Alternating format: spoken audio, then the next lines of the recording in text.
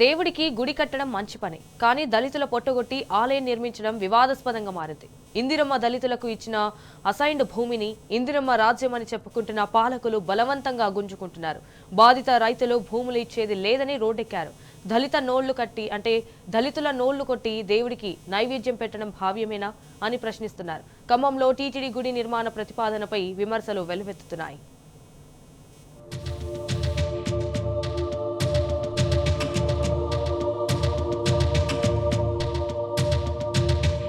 Khammam corporation పరిధిలోని అల్లిపురంలో తిరుమల తిరుపతి దేవస్థానం నిర్మించ తలపెట్టిన గుడి నిర్మాణం వివాదాస్పదమవుతోంది. తమ భూములను ప్రభుత్వ పెద్దలు అన్యాయంగా కుట్రపూరితంగా లాక్కుంటున్నారని బాధిత రైతులు ఆందోళన బాట పట్టారు. జిల్లా మంత్రులు తుమ్మల నాగేశ్వరరావు, పొంగులేటి శ్రీనివాసరెడ్డి, బట్టి విక్రమార్కకు అధికారులకు వినతి పత్రాలు అందజేసి గోడు వెళ్లబోసుకున్నారు. అటు జాతీయ ఎస్సీ ఎస్టీ కమిషన్ కు, మానవ హక్కుల సంఘానికి సైతం ఫిర్యాదు చేశారు.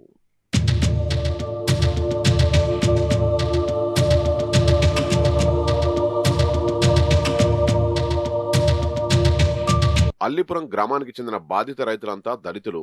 సర్వే నెంబర్ 408లో మొత్తం 96 ఎకరాల అసైన్డ్ ల్యాండ్ ఉండగా 1969 నాటి ప్రభుత్వం సుమారు 35 ఎకరాలను 35 మంది నిరుపేద దళిత కుటుంబాలకు కేటాయించింది. పొజిషన్ సర్టిఫికెట్ కూడా అందజేసింది. నాటి నుంచి 3 తరాలుగా వ్యవసాయం చేసుకుంటూ దళితులు జీవనం సాగిస్తున్నారు. తరువాత కొందరు కుటుంబ అవసరాలు, అనారోగ్య సమస్యలతో కొంత భూమిని అమ్ముకున్నారు. మరికొందరు పిల్లల పేర్ల మీదికి మార్చుకున్నారు. అనంతరం టీడీపీ ప్రభుత్వం కొందరికి, 2004లో కాంగ్రెస్ సర్కారు మరికొందరికి పట్టాదారు పాస్ పుస్తకాలు మంజూరు చేశాయి. తెలంగాణ తొలి సీఎం కేసీఆర్ ఈ దళిత కుటుంబాలకు పట్టాదారు పాస్ పుస్తకాలనిచ్చి రైతు బంధు కూడా మంజూరు చేశారు. కొందరు వ్యవసాయ రుణాలు కూడా తీసుకున్నారు. అయితే దశాబ్దాలుగా ఈ భూమిని నమ్ముకొని జీవిస్తుంటే ఇప్పుడు గుడి పేరుతో పాలకులు లాక్కోవడంపై దళిత కుటుంబాలు అభ్యంతరం చెబుతున్నాయి. సాగు భూమిని కోల్పోతే జీవనాధారం పోతుందని ఆందోళన చెందుతున్నారు. తమ బ్రతుకులు రోడ్డున పడతాయని నెత్తినోరు బాదుకుంటున్నారు. 40 సంవత్సరాలు బట్టి నా పిల్లలు చిన్నోళ్ళు, ఇల్లు కూడా చిన్నోళ్ళే. ఎట్ట నెత్తి మాత మోసి పొలాలు ఎట్టనే ఉంటే గుడ్లు చెట్లు అన్ని కొట్టుకొని రాయి రప్ప ఏరుకొని పొలం చేసుకొని ఇంకా సగం మంది కొట్ట చేత కాక మనోళ్ళు ఎట్ట కొట్టవు న్యాయమేనా? ఇది చేయటం న్యాయమేనా? మమ్మల్ని లేబర్ని ఎంత చేపటికి కిందేసి తొక్కాల, వాళ్ళ నెత్తి గుడి అయ్యా అయ్యా నడుక్కునే రాత రావాలని చేస్తండి ఆయన. ఖమ్మంలో వెంకటేశ్వర స్వామి గుడి నిర్మాణానికి టీటీడీ ముందుకొచ్చింది. భూమి కేటాయిస్తే గుడి కడతామని తెలిపింది. సెప్టెంబర్ నెలలో టీటీడీ అధికారులు అల్లీపురంను సందర్శించారు. 20 ఎకరాల భూమికి అంగీకారం తెలిపారు. దీంతో మంత్రి తుమ్మల భూసేకరణ బాధ్యతను అధికారులకు అప్పజెప్పడంతో సమస్య మొదలైంది. అధికారులు దళితుల అసైన్మెంట్ భూమిని సేకరిస్తున్నారు. ఇప్పటికే 20 నుంచి 25 ఎకరాల్లో బలవంతంగా సర్వే కూడా పూర్తి చేశారు. కాగా ఖమ్మం చుట్టుపక్కల 100 ఎకరాల ప్రభుత్వ భూమి ఉండగా దళితుల భూమి ఎందుకు సేకరిస్తున్నారనేది ప్రశ్న. ఇదే 408 సర్వే నెంబరులో అన్యాక్రాంతమైన భూమిని తీసుకోవాలని కోరుతున్నారు. ఎకరానికి 300 గజాల స్థలం పరిహారంగా ఇస్తామని అధికారులు చెబుతున్నారని, కానీ అది ఎక్కడిస్తారో ఎప్పుడిస్తారో తెలియదంటున్నారు.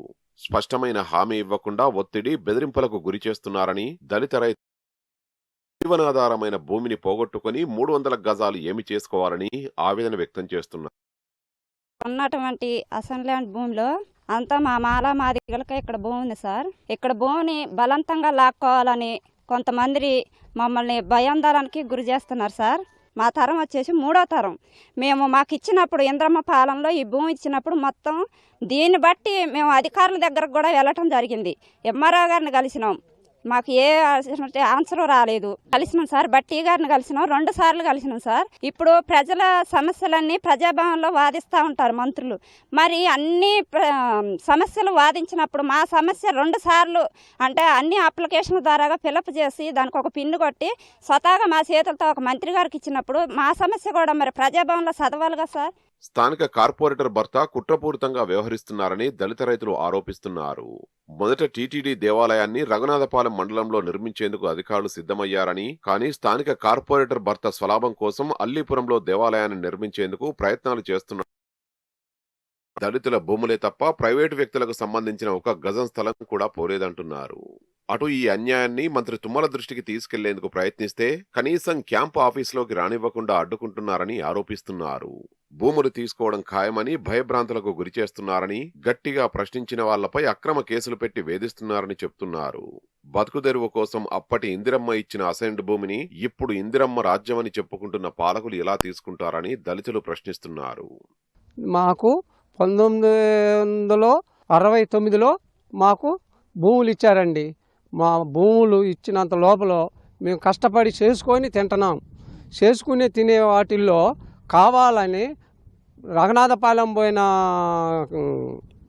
గుడి ఇక్కడ కావాలని సైదుబాబు గారు ఇక్కడ ఎక్కాల్పన గాయించి మా భూములు కావాలి అని పట్టుబడుతుండు. మా భూములు పెట్టే పరిస్థితి లేదు. మా భూములు మాకే.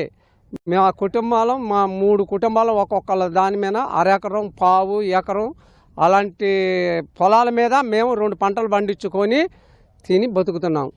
మా పిల్లగాళ్ళను కూడా చదివించుకునేది గవర్నమెంట్ హాస్టల్లే. 2వ పంట అమ్మి ఇంట్లో పూజకి, ఇంట్లో కార్యక్రమాలకి, పిల్లగాళ్ళ పుస్తకాలకి వాటికి మేము సమర్థించుకొని వాడుకుంటున్నామండి. కావాలని పట్టుబట్టి ఓవైపు టీటీడీ దళిత గోవిందం పేరుతో దేవుణ్ణి దళితుల దగ్గరకు చేరుస్తుంటే ఖమ్మంలో దళితులను వెళ్లగొట్టి గుడి కట్టడం ఆ దేవుడు కూడా సహించడని బాధితులు గుర్తు చేస్తున్నారు. కాంగ్రెస్ సర్కారు బలవంతంగా భూముల్ని గుంజుకుంటే ఆత్మహత్యలే శరణ్యమని